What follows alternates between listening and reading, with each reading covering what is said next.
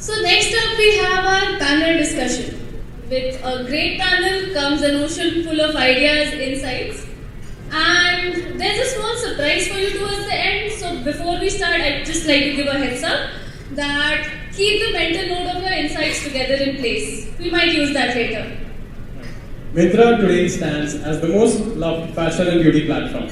But not many know that it started as a personalized gifting platform in 2007, gradually making its way to fashion and now leveraging cutting-edge tech to uplift this personalized shopping experience across domains.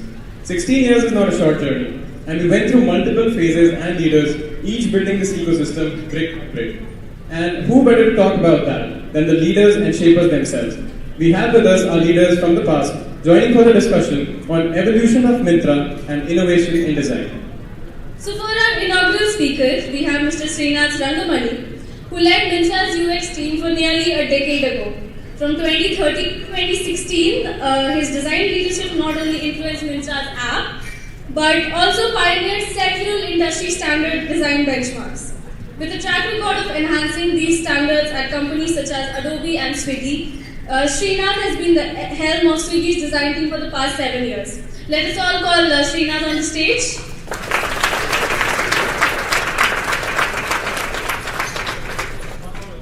Our second speaker is Mr. Gaurav Mathur, who served as the Senior Director and VP at Myntra from 2015 to 2021. During his tenure, Gaurav not only carried forward the legacy of Myntra's design, but also assembled a formidable team, infusing the app with innovations and remarkable features which still stand strong. Currently, he holds the position of VP of Design at Flipkart since 2021. We're very happy and excited to have you, Gaurav. Please welcome on stage Gaurav Mathur.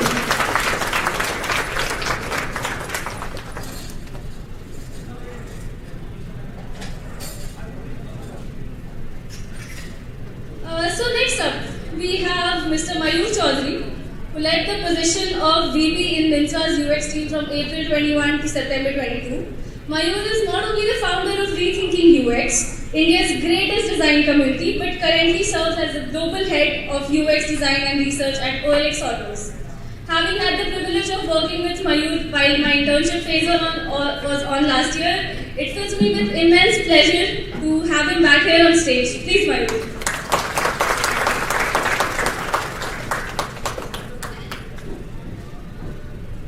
Today's discourse will revolve around Myntra's evolution in fashion and tech and the pivotal role of design innovation in achieving business success.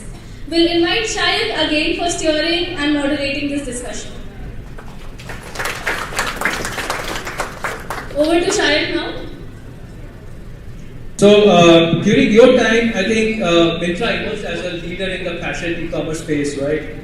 And also, we saw that during this time, again, one big thing happened, which was Myntra was transitioning from web to mobile. And I'm sure this has been a very interesting experience for you to build and, kind of orchestrate this whole experience. Can you talk a little bit about your experience during that time and what challenges did you face and what went out behind the scenes? First of all, thanks so much for inviting us. And thank you for the kind words and the introduction. I don't know where to start. I'm actually pretty emotional right now. The reason being, I think a decade before when I came to Bangalore and to Myntra, I had very little hope of what I'm going to do in life, to be very honest. I was a moderate designer, I would say, at that point in time. I had brilliant ideas, but I had no breathing ground, right? And pretty much I think because back then, folks would remember that most of the work was just outsourced work. In-house design teams were just very little known of. Thanks to Adobe, I think that was the first OG design team that I would say where Jaydeep Datta set it up. And that culture of just having a design team, having an internal design team sort of grew, right? So for me, when I look back, so I think we have to look at it, we have to go back to a timeline of 2012, right? What was happening was the iPhone was just picking up, right? Like finally mobile phone was the hub of all of your life, right? This was happening. And while a lot of shopping and commerce was happening on web, right? A lot of social apps were coming back then, right? Like they were all moving on to mobile apps, right? And you could see that the early adopters, right? Of some of these apps, they were like the Gen Z of that time, right? Like the millennials. We were the adopters, early adopters. And one of the things that stood out for them, shopping in mobile experience, was to stand out as something which is intellectual, intelligent, innovative, right? Rather than just going and getting caught in a lot of ads, search, etc., etc. So that was happening. In India, though, interesting things were happening, right? Like back then, there was an explosion of mobile, that was happening, right? I think there was a lot of Android mobiles which were coming in, which were more affordable. I don't think anyone heard of iPhone in the first place back then. And when we started the work, it was really tough because most of the product and design culture was centered around web and website design, right? And this is where I think I just want to talk a little bit about the entrepreneurial spirit, right, that the team carried back then. A couple of founders, right, that I just want to highlight is one, obviously Mukesh, everyone knows, right? He's such a leader, he has so much insight into what the next decade could be. Nobody even has to talk about that. But besides that, an interesting thing happened for us is suddenly you could see Flipkart was just raising $2 billion just like that. We were valued at around 6 billion, 8 billion. And then they had poured $1 billion to buy Myntra. That was an interesting time because, I don't know if I can say, but we were not too far away from insolvency back then. Right? So I think Mukesh was just trying to raise money, we were trying to stay afloat. A lot of things were happening in business, and thankfully for us, thank God, Flipkart sort of believed in the vision because there was strong product culture already back then, right? And once Flipkart came in, right, and there's just entrepreneurial spirit that Sachin Bansal, Mukesh Bansal brought in and said, let's just go ahead and invent the future of India, right? It's going to be mobile, it's going to be internet. All the consumerism is moving from just, tick on laptop to just more like tap on mobile. So that was a big shift, and it's mostly the entrepreneurial spirit, right? They believed in where the India is going, the new India is going. They believed in the vision of having app economy as a big deal. I don't want to talk too much about the website one. I don't think it was a great move back then. But just want to highlight and clarify because this is a question that keeps coming to me, right? And I was in the thick of things. This is there was this room where this decision was taken, and I'm just sitting there just disgusted, right? Because to me as a designer, it's anti-UX. UX is all about being where the customer is, and you want to now take out the website, which is where most of the customer base is, right? I'm just wondering, do I even have a job? I don't know, innovation love is fine, creativity is fine, but anyone who wants to move away from where consumer is, right? But then, couple of things, right, that happened. We had limited resources. We had only a small engineering team, a dedicated product team was just 5-6 people, design team was 5 people back then. We could only do so much. We could continue to just do website and web app experience where clearly we saw growth was not happening. Even as growth was coming in, retention, loyalty were a big problem back then. So it was quite clear that we had to launch a mobile app. But then, how do you even do both, right? How do you even maintain both? I saw, that's where again, right, in terms of thought leadership, where do you focus your energy on? Getting everyone focused on one thing, delivering that one thing, keep everything aside, keep all the distractions aside, right? So that is a very bold move, I would say, and with entrepreneur, for entrepreneurs, it's always high risk, high reward. So I would say it was taken from that point of view. That what is the risk here, right? Do we continue to have around 500,000, 1 million user base coming in, or should we go after the 50 million, 100 million user base in the next 5 years? So that pretty much led to a lot of these things, right? I don't think some of these decisions very, very logical. Thankfully, sanity prevailed and we brought back the website, right? And still people continue to undervalue website, but for a business, website is still so important. SEO is still important. Keeping all the channels is so important for the consumer to just try your product, experience your product, and then sort of deliver value for them. So that's where, it's a long answer to my hoping. But just to follow up, so you see websites are, even today, they are extremely relevant for the kind of consumers that we have in India, we think so, or we're talking only about during that time, the website is almost 50-50% split. So what is your thought on that? Website is still relevant as well. Sorry? I didn't know. I would think that, you think that websites are, or web is still important? Yeah, correct. So web is still important in the sense that for a business, like when people, there is app economy where like, your friends, your family are trying out certain things, they are sharing it to you, you are downloading and you're trying it out. Then there is this search that people does, right? For any new platform, like for the new consumer coming in, there's always trust issues in India, right? Like anything could go wrong, right? Everything could go wrong. Actually, Newton's law just prevails in India, day in, day out, right? Like, so for a consumer to just build trust, to just experience a product in the low friction way, website is still a very important channel. They first look up, they understand about what the product is, they want to see what you offer, they want to make a trial, and then probably they want to make a purchase decision. So the discovery loops are still happening in web. And this is come the whole circle, right? Like, back then everyone was like, it's a cool thing to just download an app because somebody in your friends and family was just doing it, but now it's gone back to, hey, should I even put my money in there? Let me look at whether the CX is good and whether, and then probably make a decision. That's why I think website still works for us. Sounds very interesting. I mean, I'm sure what I hear from you is that there were a lot of bold choices and decisions and alignment that went down the road for me to make this entire thing happen, experience. Thanks, Srinath, for this insight. I will move on to Gaurav. Gaurav, you were the head of design at Myntra in 2015, and there been for almost 5 years before going to Flipkart. And you came from Citrix and came into a time when you had to look at the whole setup here and kind of structure the team and bring a little more structured organizational way of doing things. And two big shifts I think also happened. A lot of new innovations like virtual try-ons and when size and fit, these were happening. You were going deeper into the product space, right, and solving for those things. So what vision did you have for your entire design team when you were setting it up, and how did you kind of manage this entire transition? Thanks, Shayak. Firstly, it's like fantastic to be back at the Myntra office. I still remember the first day I walked into the Myntra office and I thought how lively this whole building is, how lively. It seems like a very fun place, and I get the same feeling walking into this building even today. So yes, just phenomenal to be back at Myntra. Just a quick summary of what like Srinath also pointed at. In 2015, the landscape in India was very different from what it is today. I see a lot of young people in the audience.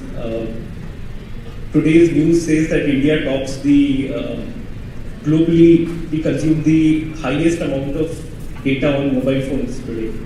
On an average, we consume about 31 GB every month. In 2015, this was just picking up. And from like 2012 to 2013, I think the mobile penetration in India grew 3 times. From 13 to 14, it again grew 3 times. 14 to 15, probably like 2 times or something like that. Yeah, so it was like a phenomenal growth that India was seeing in mobiles and in mobile internet at that point in time. And Myntra had made this bold move of focusing all the energies on only the mobile app and take away the website.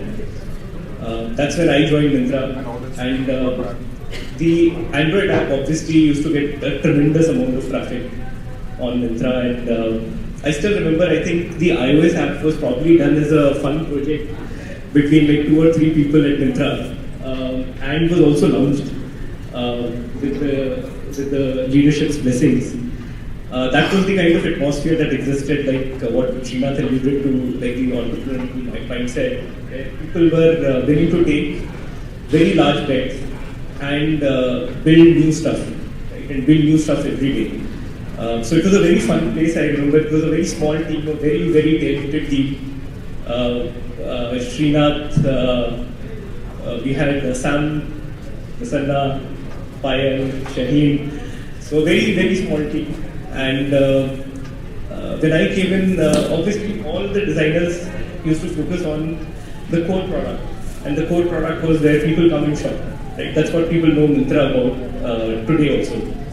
There was also another side of the business that was building B2B products that help us deliver things to our end customers, manage our warehouses, engage with our sellers, procure things. And one of my first tasks was to build this team up, because there was no one supporting those kind of products at that point in time.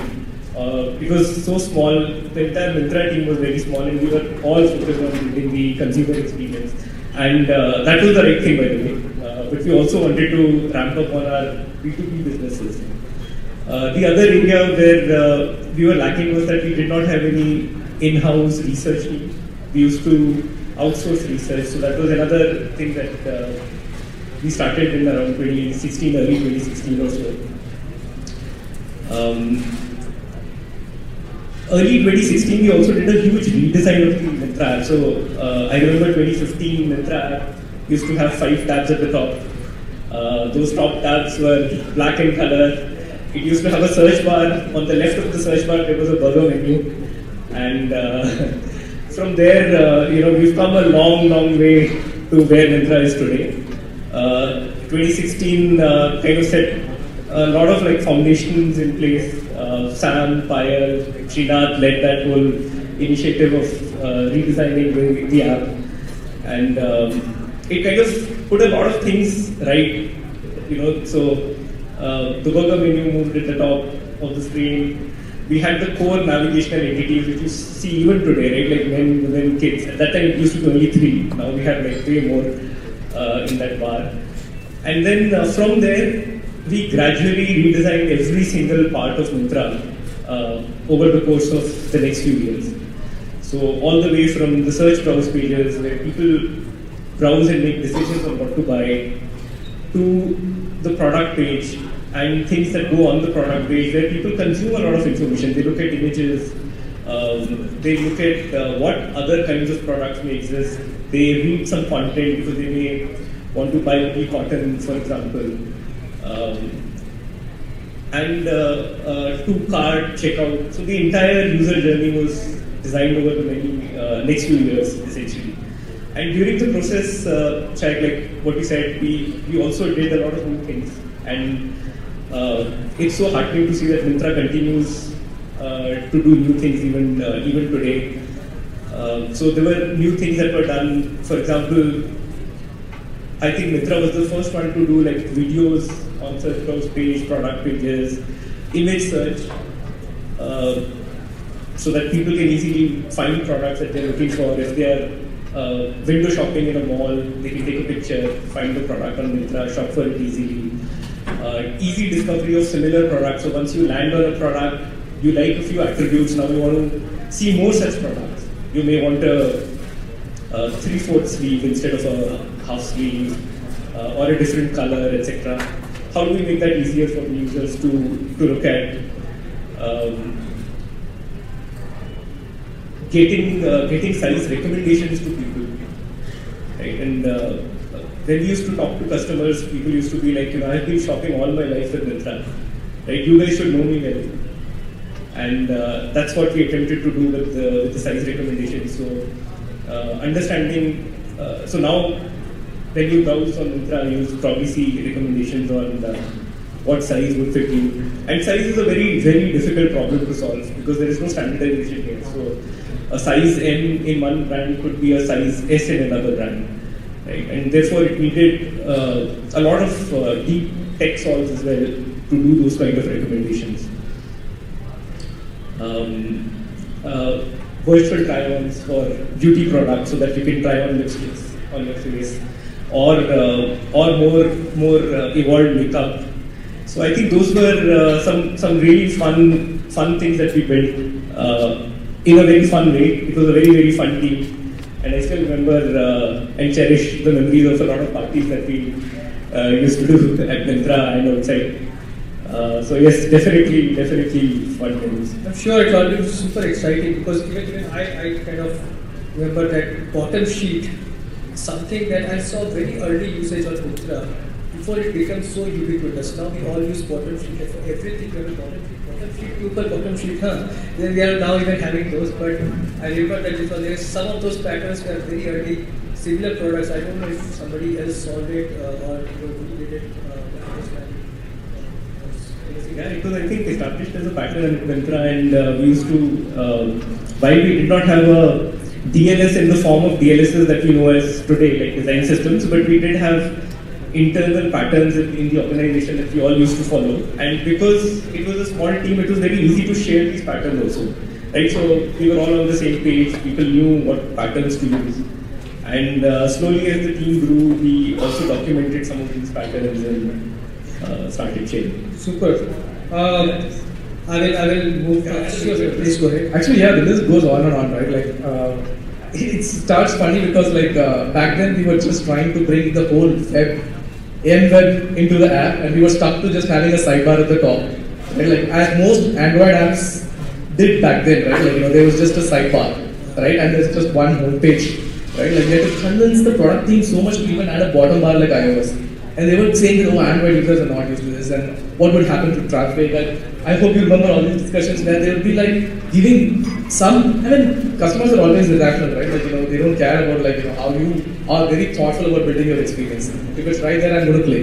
When it comes to top nav, right? We've had multiple discussions about just having a top nav. We talked about scrolling, right? Users would even scroll or not. It's still a very important pattern today. Everybody starts with putting a top nav today, right? I remember vividly that putting filters, making it accessible in the bottom. That most of the companies used to do filter and sort at the top, we used to do it at the bottom. In the thumbnail. It's a big decision, right? Yeah. Will people use it? Will people discover it? Exactly. I think even data backwards, and they said, you know what, most of the users are just holding the phone in one hand and just mostly using thumb, right? So it was very logical for us to just say, let's not do what others are doing. Let's just move it here. Make it easy for consumers to just browse it with one hand, and you're obsessed about how consumers would just experience the product, right? Moving filters down, having open filters so drop-offs don't happen, right? And things so many things. On our sheet was one of those things, right? Whenever we presented a page which is intrusive, people dropped off, and we had to invent a model where we said, okay, how can we stop users, make them consider an action, right, before moving forward, right? If you present a full sheet, of course it feels intrusive, it feels like something is taken over while you're just walking, right? Somebody's blocking you. Whereas a half sheet is considerate enough. It's just slowly passing a note for you to understand, should I make a decision or not? Should I continue or not? So some of these decisions in hindsight today feels very distinct, but just proud that okay, some of us had conviction in some of those ideas, and big thanks to definitely the founders as well as the early product and engineering team members who actually had conviction in some of those ideas. But we can go on with the story of how Mintra's initial designs were. But moving on from there, I think you came in at a time when Mintra had a lot of things going on. It was a huge portfolio. Mintra was also getting into new categories like beauty. It was having new programs like Insider. What was your challenge and vision to kind of solve for so many different things that is happening together, and also keep the shopping experience of the user simple and lucid? Sure. So thanks a lot. First of all, big round of applause for the entire design team. I have hosted many of the events. I know there are a million different things that can go wrong when you host an event of this size. So a big round of applause for everyone, all the folks who are standing here. Now, coming back to the topic, right? Myntra to me is most loved brand in India, right? We are answerable to 1.3 billion consumers in India. Some of you also know I was also the first freelancer for Myntra. I used to work with Mukesh Bansal. I designed the first logo and the first website. And then I thought, okay, printing on the t-shirt is no fun, so I took the other way. Cool. So, and Myntra has been in the forefront of industry first features, right? Many of them, Gaurav and Srinath, they talked about when I was around VTR, multi-VTR, skin analyzer. In fact, Size and Fit by itself is an app, right? Varsha is around, partner portal. I can see Rahul over there somewhere. Madhumita was there, right? So, Studio. Somehow I felt that Studio was a new way of doing shopping, right? And me and Akash, we were quite curious, right? When you come to Myntra, either you have to buy a t-shirt, top or something, right? You just hit the search and then you start, right? Studio was one of the place where you could see the latest trend. You can see what others are wearing. I don't know where it is now. Akash is the best person to tell. But I think there were so many innovative ideas, so many innovative features that we as a team work together. When you build a team or you build a company, right, there are phases. And I think I'm glad that I joined Myntra when heavy lifting was already done by these two gentlemen, right?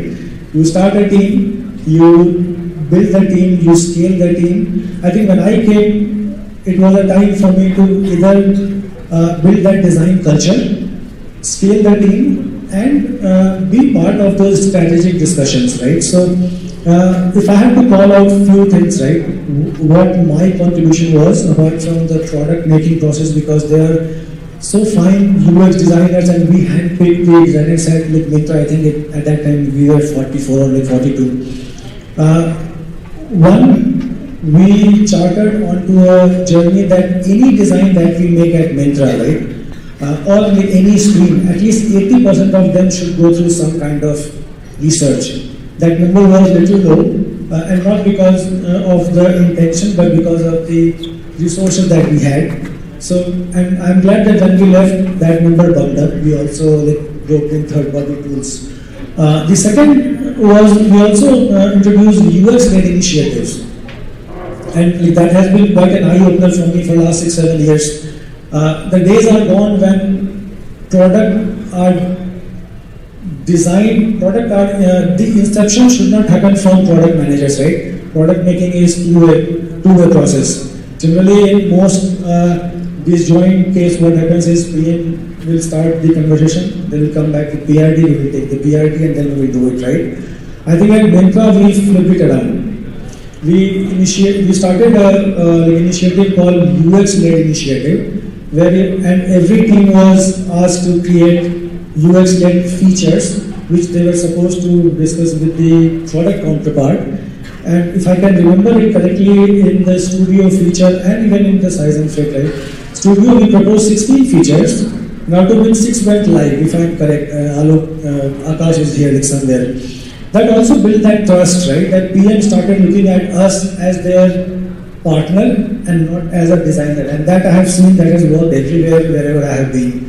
So that I think is a good one. And last but not the least, I remember for the first time in my 22 decades of career, designer and product manager, they owned this stage and they presented the entire year's strategy, where the designer was talking about what is our current goal in my product or the feature, where we are heading and how we will head, right? In fact, one of the product managers gave the entire space to the designer, right? So I think those were the culture building that happened. Even HR started knowing what the designers do, how they are in different teams. So that I would say, and coming back here, right? I was there when this building was inaugurated. I was not the one to cut it, but I was almost there, right? So I think it's like great to be back, and this team, I think the memory, the time spent here for like almost 2 years, I think it's quite phenomenal. I think we can see the impact of those advocacy, evangelism, and that culture that was brought, because we do see, I mean, today also in Mitra, product and design are partners in crime. And I continuously keep saying that, like you cannot have great products unless you have these two people are married to each other. Like, they have to be totally partners. And we do have that culture, I think. We can see that. Super great. I think we had been on a roller coaster ride on, of Mitra's evolution. We can keep talking about this. I would love to do that. But in interest of time, I will move on to this is more a broader question. Okay. And Gaurav, coming to you for a more broad-based questions. Okay. In consumer internet companies, and this is, I think, very, very relevant for the larger crowd here, of course, how do you measure or pitch the value of design? Okay. We also see that more and more design patterns are getting standardized over the time, and what happens is that because it does happen like that, you have even other functions who have enough insight about how design could be. So how do you, in these scenarios, and especially when it requires high investment and leadership sponsorship, so how do you pitch? What is your take on that? Yeah, I think it's not just the consumer internet industry, but I think overall, how do we measure design is a very large question. And the large part of that, I think, is we rely on product metrics. And I think that's one part of looking at how design performs. But then there are some other things that we can look at. For example, how have we made it easier for users to use our products? And that could be in terms of have we really reduced the number of steps that the user is performing today versus in the new version that we are launching? Can we design it in a way where people now end up making lesser errors as they go through their tasks? Can we design it in a way where people use lesser time to perform their tasks? Right? Finally, no one's goal is to use Mantra, right? People's goal or the job that they want to do is to get clothes that they can get, or stuff for their house that they can use or display. Right? It's a lifestyle destination. And therefore, how can we make it easy for people to achieve their goals? And there are lots of design matrices that we could use and review and capture that could give us inputs on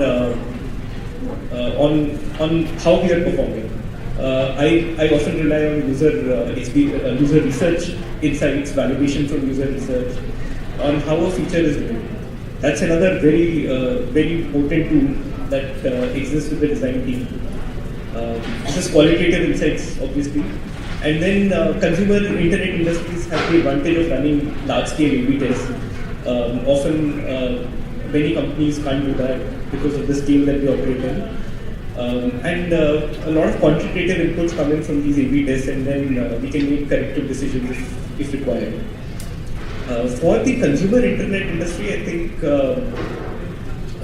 I would say these are probably the large areas that designers should focus on, and keep reassessing where they need to go, course correct if they feel like based on these inputs.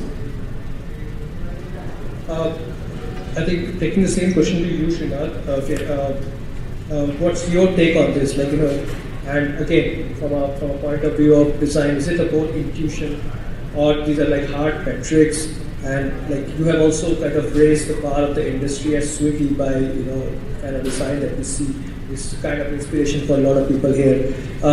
So what is your philosophy behind this? Yeah. So I think for mature companies, pretty much what Gaurav talks about, right? To already have an established product, product funnel which is more refined, where your users are coming from, where are they dropping off? Of course, protecting a lot of that, right? Most of the design team's focus is around product metrics, right? All the business metrics, so to say. Slightly deeper themes, for us, right now at Swiggy, we are at a level we started with basic UX metrics, right? Ease of use is the big feature in any product when you begin with. Then we moved on to pretty much product metrics, which is product funnels, product engagement, product retention, loyalty, etc. Now we moved on to business metrics, right? So I think 60-70% of the job, if you've been called a product designer, of course you have to align to product and business metrics, right? There's no doubt around that. But I think somewhere along the line as a group also you need to understand what's the impact that you're creating, right? Now, one part of it is what we talked about, if you're in the early stage product development, etc., right?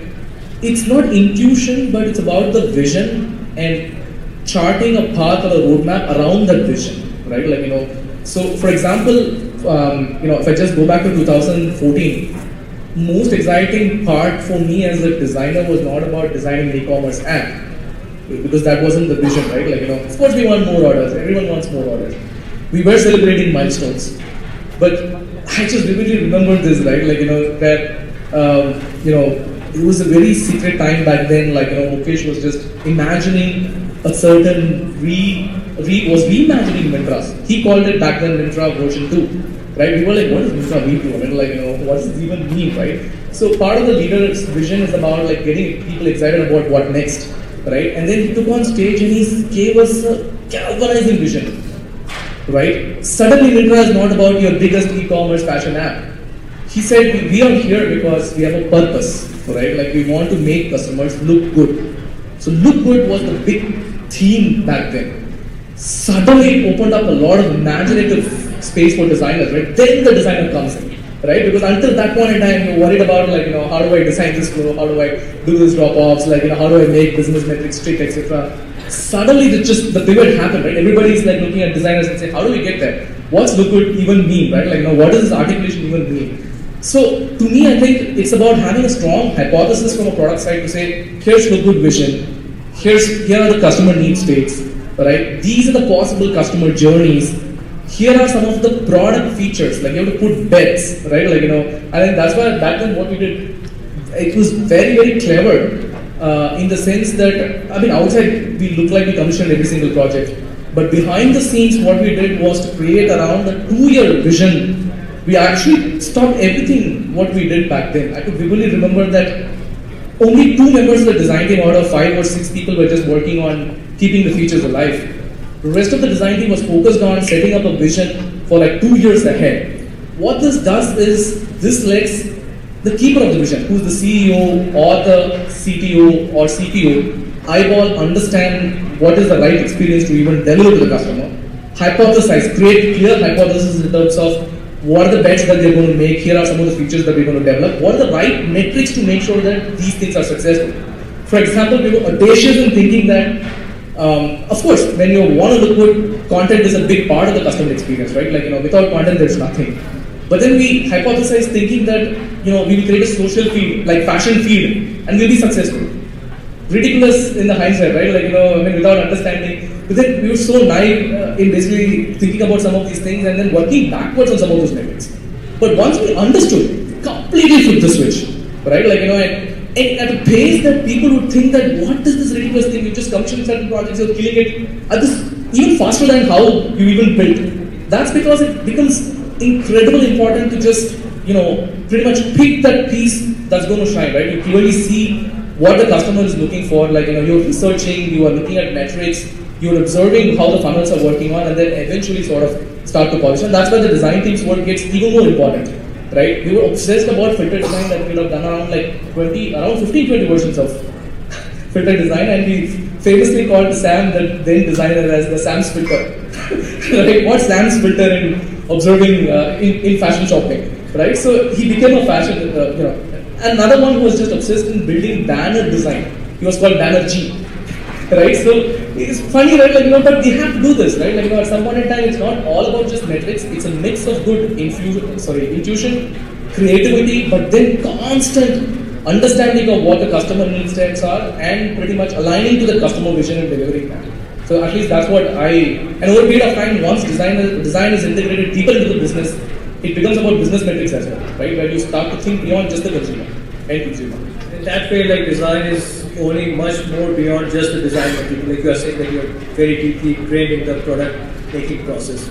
Yeah. That vision kind of helps. Suddenly you are not being given a brief or something to just act upon. You're not being given user stories per se. You are crafting them, right? Suddenly the tables are turned and people are like, what's happening here? I mean, we have an artifact. Like, people have an artifact which is usually in the form of a document or something. We still write documents. But suddenly you have an artifact which is like a prototype, a video, a compelling presentation, which everyone is excited about. They want to look at, right? Suddenly that becomes the keeper of the vision of sorts, right? Beyond CEO, it's just that artifact which is guiding people into thinking, okay, is this the right thing? Should we even pick this, etc., right? Like, so some of the high judgment calls pretty much gets taken by what the design team does. That's why design is at the forefront, leading some of this innovation rather than being back another time to figure out what the metrics are. So I know I've been very fortunate, but I think at Swiggy I learned both, right? Like, so super. That's very interesting to know. I will take this question to Mayur, because Mayur, you have coming back to that, purely that metrics question and value of design question. Do you see any difference, because you had worked in India, a lot of Indian startups, and you also worked at international organizations, right? So do you see any distinct difference, or do you have a product with there? Love to understand. See, all of us are into the business of product design, and now I consider product design as dhanda, right? 50%, and if I have to divide 100 into 50-50, right? 50% the design principles, the UX, everything remains mostly same because we design for the human. It's that last 50% where it is about persona, it is about demography, it is about legalities, right? When I was at NCR, right, we used to design point of sale solutions or ATM screens for 180 different countries, right? That is unimaginable. A software coming out of Hyderabad for 180 different countries where nothing can go wrong because it's a serious business, right? If I have to tell you the data, right? When I was there at NCR at that point of time, 2019 or 18, 770 million transactions were done daily. It's number of transactions, not the volume of dollar. that goes in billions, right? Now imagine if a UX designer does something wrong, right? Where it will land up the entire company and the product. So, and in that organization, every design that used to go out, it had to be single A, double A, triple A compliance, right? Because the language was totally different, right? Now at OLX Autos, we are in 10 different countries. And the challenge is every country has a different language. We start with India, Indonesia, Turkey, Spain, Brazil, Argentina, Poland, Chile, right? Now, and most of the designs are being shipped in India, from India to across the globe. Now, when I was at Myntra, a designer's story used to look like Figma file. There is a file which says size and fit, and then there are versions for a quarter, right? Now at OLX, it is not evolved, but it's a little different, right? There is a product, there are countries, and then there are like features. Plus, they also need to work very closely with the product owners, the content owners from that country, because Indonesia is Bahasa. Now, we don't know B about Bahasa, right? What it is. And believe me, when you write hello Mayur Chaudhary, in some other world it is totally different, right? One of the example, right? In like one of the countries, when we were like building our flow for registration flow, right? It is illegal to ask for OTP. Now, how will you create a system which is consistent? There is a minimal go-to-market timeline, but take care of all these like nuances. So we used to have a very good documentation, thorough one, either in Figma or on the slides, that these are do's and don'ts, right? But even then, I think we were able to make it in a way that it was more plug and play, right? If you don't need OTP, remove that, right? That also helped us, and in 1 year we were able to build that trust, because our go-to-market timeline came from 6-7 months to 3.5 months because of these small like nuances. So I think and the biggest part is stakeholder management. In a company where you are localized in Bangalore, right? You can go to 3rd floor, 4th floor, right? You can get hold of a CPO, CPDO. At OLX, right, it's a peculiar place because there are 10 CEOs for 10 different countries, and there is a global CEO. And God forbid, if you have to talk to OLX Europe, then it's again a different story. So stakeholder management is the key, and clear, consistent communication. When I joined, one thing which I have a 6-month plan for onboarding, and Myntra actually taught me, because I failed multiple times at Myntra, because until Myntra, for last 13 years, I was building the teams from zero. Myntra was the first company where I was an outsider. And believe me, this team, they are so inclusive that even if a vice president of design, they will ask, okay, do this, they will say why and when, right? So like you need to be prepared. So I think stakeholder management is the key. You need to tell them what is happening, why something is not happening, and create a stage where you bring everyone all together. Research is a key. Last year, I think we did 58 qualitative researches at OLX, right? Now, the biggest problem between our teams was all the CEOs and their counterpart in the country were saying the product team doesn't know what we are asking or what our country needs, right? And in the first month of the onboarding, I had 110 meetings with everyone across the globe, and that was not me by choice, but that was by process, right?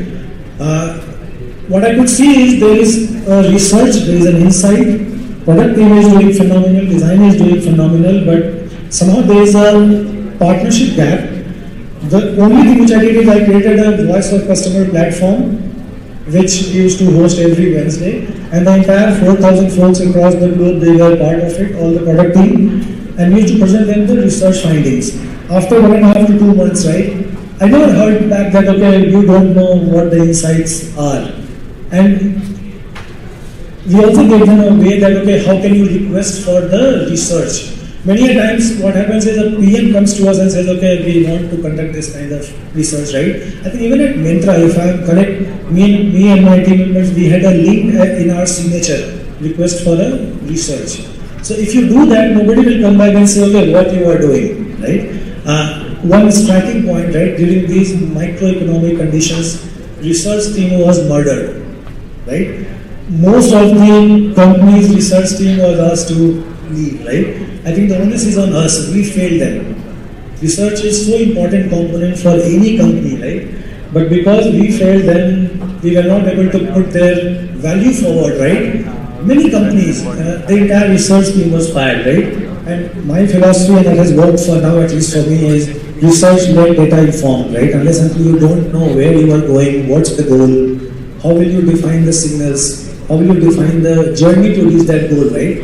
And I think we need to get into that shoe of product managers thinking like them. I think that has helped a lot. Yeah, by the way, one part which I was really excited to hear about, because you mentioned about documentation that you see in the, like, and we all have worked in Adobe, Citrix. I was in Frog. One thing that I would like, while we're talking about that, I really kind of feel that we have worked with international organizations documentation, like, and the level of details that they write down. I think designers also write a lot there, which is something that I feel that we do a little less here, and it's a great practice, because, like they say, that what you cannot measure, you cannot improve internally, what you cannot write, you cannot then articulate and then cannot translate, and I think that kind of works. But yeah, I do see that kind of work. And yeah, I think research conversation is a really large conversation, that how do you exactly articulate the value of research. So yeah, I will do a quick time check.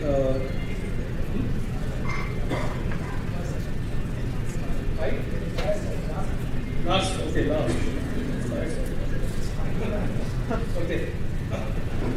I think one question we definitely need to kind of pick up, which is, we have a lot of young and budding designers here, and according to you, what skill, competency, and approach to design in the given time that they should kind of take to kind of be relevant to the kind of organizations we're talking about here? We'll start with you, Mayur, because you have done UX. We probably have to keep it short because we are running out of time. So yeah, please. Sure. So the top of the list is be a growth designer now. As I said, it's all about user experience, because we are custodian of experience, but we should also be custodian of dhanda, right? How much money our organization will make, right? So be a growth designer. I put it at 70-20-10. 70% be great at your craft, be a good UX designer. 20% be a product manager. That's where most of the designers sometimes fail, because they don't understand what is the need of the PM, because they are also custodian of the product and they talk to the CEO and CPO, right? The second thing is keep a continued learner, right? I have been learning for the last 24 years. Even now, 1.5 hours morning is blocked. Even when I was here, right, at Myntra, from 8:15 to 10, nobody was allowed to come to me. I used to read, right? So be a continued learner. There is so much content to read, right? And if we don't learn, right, how can we go back to our team and say, okay, what is new and fresh, right? So I think these two will be the premium one additional one. In the current scenario, everyone is a content creators. We need to find a good mentor, go and learn from them. Think million times before you pay anyone.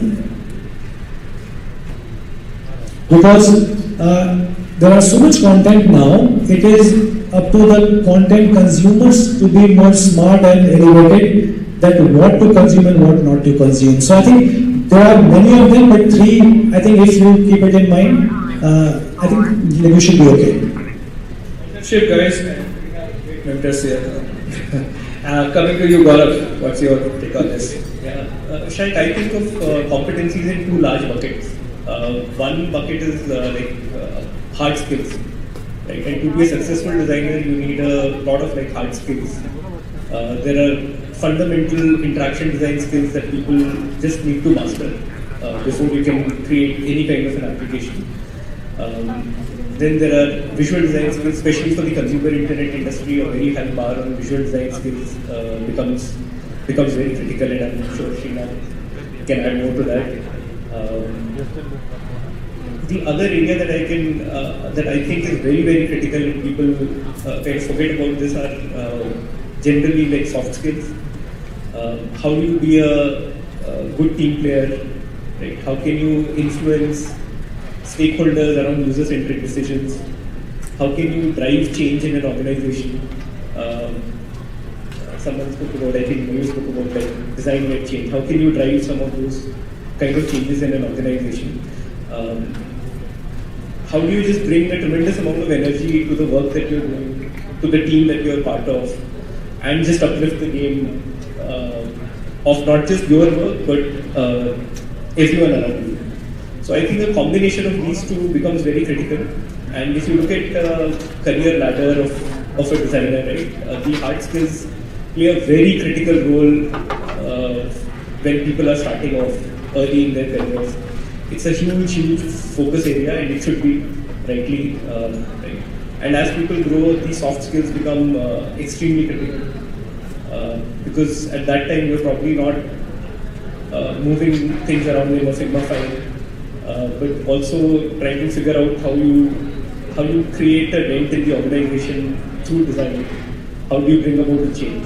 So I think having a good balance of both the hard skills and the soft skills is very critical in development. Yeah, I'm going to, mostly design for business. Something that I've learned and I've outlined as 4 key quadrants, right? Like, for a designer to be a well-developed person, right? Like inside a business setup. The first quadrant as you begin your career is all about customer centricity, right? Like, I'm very much humbled time and again, right? Like whenever I just get a little bit audacious, like, thinking too much about things, like, the one thing that grounds me is customer centricity, right? Having a thorough understanding of who the customer is, doing customer research yourself is a massive boon. There's absolutely no thing that you need to follow, folks. I mean, like, you just need to go and talk to customers to understand more and more. In fact, the best book that I read, when it comes to this is the Bombs Test. That's amazing, right? How fundamental. The complex of the idea just printed down to the few fundamentals, right, in that book. And understanding customer need states, customer motivation is the number one thing that you as a designer should start. The next quadrant, you move into design chops. Of course, you will have design chops, but then you keep perfecting design chops to a level that you focus on design of interface and innovation. Of course, right, like, you have to be an interface designer, you have to be really good at it, you have to excel, perfect it to a level that you can lead organizations, right, into the future. So definitely I think design chops, design thinking is another important part, less talked about, less understood. I think there are a lot of debates around whether it makes sense or not, but I've seen it's valid. Definitely quality of design, right? Like, it's about caring for design. What is that you're putting out, right? Can you put your name, can you put your stamp on it, right? To say this is my work, my team's work, right? Like, that's very, very important. So caring for the product, polishing the product is very important for me as a designer. So that's a competency we develop at Swiggy. The third quadrant, as you move towards this, is understanding product and business and having product influence. Two parts to this, right? Again, when it comes to product innovation, what's your contribution to thinking through a product experience? What are you going to do there? And second part is influence of a product roadmap is very important, right? Instead of being apologetic, like, if you can take the lead and actually influence a lot of the product roadmap, I think design will be in a better place, right? Designers generally will be in a better place because you don't come from a place of like, how to trying to explain, trying to evangelize, etc. You're trying to influence, shape, mold the idea towards what you want to get done for your consumers. So product influence, business, if it is there at a higher level as you grow in your career, like understanding business and having business realities as one of the top of mind is very important for you to do. The last quadrant which finishes everything is of course leadership. And here I don't mean leadership in the sense that you have to become a 10 years. It's not years of experience that matters, right? It's about change agent, which what Gaurav was talking about. Are you being the change agent? Can you unblock yourself? Can you move ahead and figure out what's next?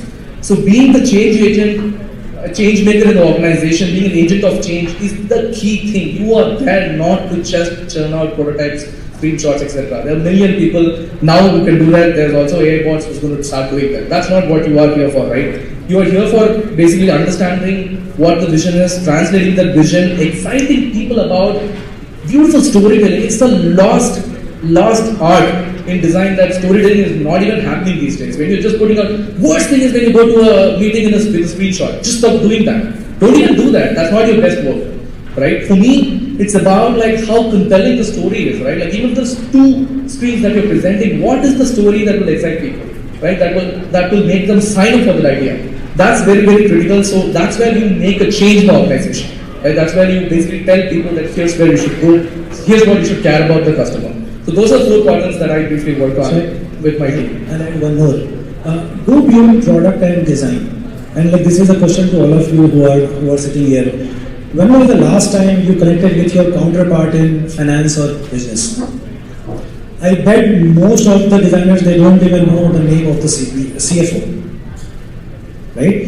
Believe me, if you go and sit with them for even half an hour, talk to them, have a quarterly or monthly connect basis, how much time they have, I think it will elevate your product design skill, mindset and thinking, and it goes a long way.